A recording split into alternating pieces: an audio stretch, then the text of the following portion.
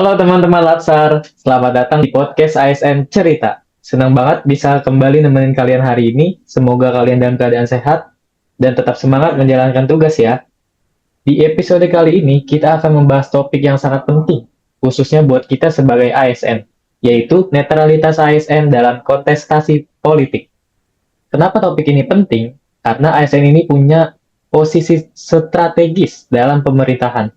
Apa yang kita lakukan, bagaimana kita bersikap, ini sangat mempengaruhi kepercayaan masyarakat. Apalagi menjelang tahun politik, isu netralitas itu selalu hangat dibicarakan. Nah, supaya pembahasannya lebih dalam, dan tidak hanya dari satu sudut pandang, hari ini saya sudah menghadirkan narasumber yang akan berbagi insight.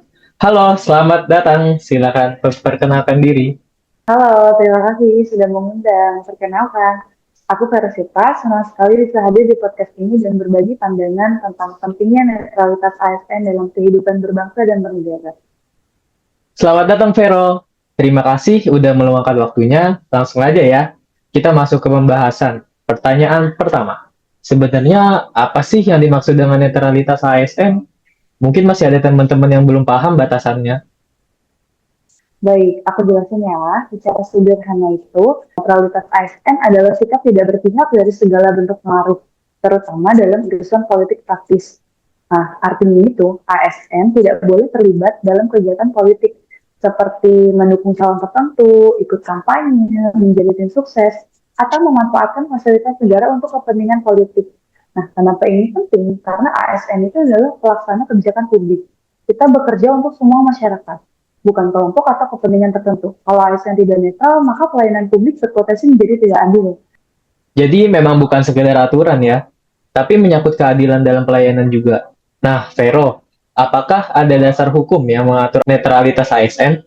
Tentu ada dasar hukumnya jelas. Misalnya Undang-Undang Nomor 20 Tahun 2023 tentang ASN, kemudian ada Peraturan Pemerintah Nomor 94 Tahun 2021 tentang disiplin PNS, dan juga ada aturan dari KSN serta BKN. Nah, semua itu ya secara tegas melarang ASN terlibat dalam politik praktis.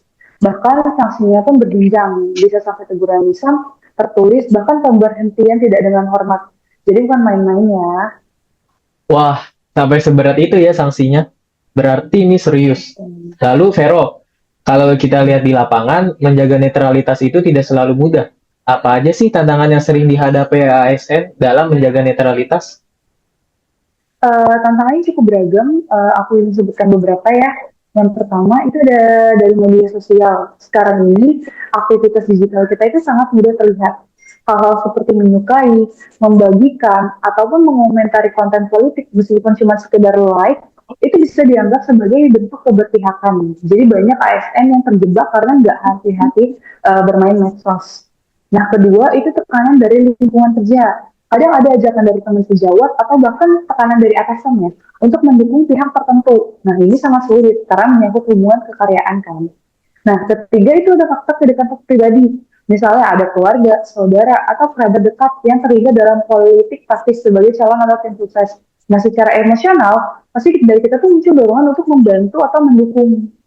Keempat itu ada godaan imbalan. Ada kalanya pihak tertentu itu menawarkan sesuatu kepada ASN agar mau mendukung atau setidaknya tidak menghalangi kepentingan politik mereka. Begitu. Wah, banyak sekali godaannya ya, Vero. Berarti tidak hanya Betul. dari luar, tapi dari dalam lingkungan sendiri juga. Lalu, bagaimana dengan situasi seperti ini? Misalnya, seorang ASN Mm-hmm. punya akun media sosial pribadi. Apakah dia boleh mengunggah foto bersama calon tertentu dalam acara keluarga? Itu melanggar atau enggak?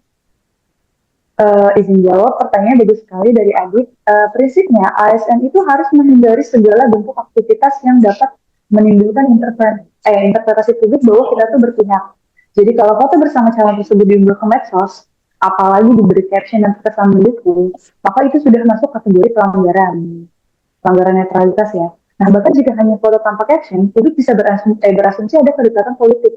Jadi lebih bijak untuk tidak menggugah hal-hal yang berpotensi menimbulkan salah tafsir. Gitu, Adi. Jadi lebih baik menjaga jarak ya, secara digital juga. Kalau Betul. misalnya ada ASN yang melanggar netralitas, dampaknya apa aja selain sanksi disiplin? Dampaknya cukup besar dan nggak bisa dianggap sepele. Pertama itu kita bisa tentu aja kena sanksi ya. Sanksi disiplin sesuai peraturan, mulai dari teguran hingga pemberhentian tadi. Nah, kedua itu merusak kita sebagai ASN, merusak instansi pemerintah dan nama baik ASN secara umum. Ketiga itu ada menurunkan kualitas pelayanan publik karena masyarakat itu merasa diperlakukan nggak adil.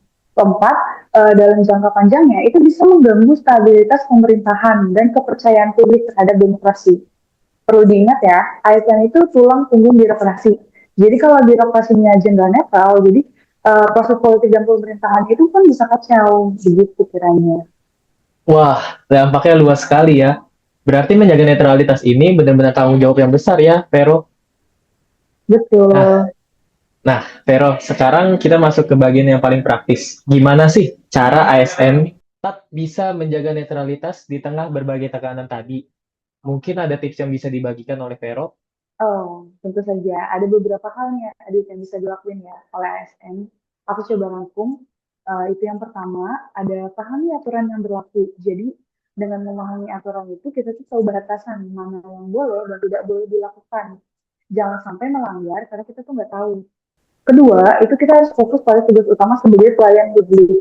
Ingat bahwa kita itu bekerja untuk masyarakat secara keseluruhan, bukan untuk kelompok atau kepentingan tertentu. Jadikan itu sebagai kompas kita sebagai ASN. Nah, ketiga, itu bijak dalam menggunakan media sosial. Jadi kita harus membatasi interaksi dengan konten politik. Jangan like, share, ataupun komentar pada postingan yang berbau politik praktis. Lebih aman lagi itu untuk tidak mengunggah hal-hal yang bisa dikaitkan dengan politik.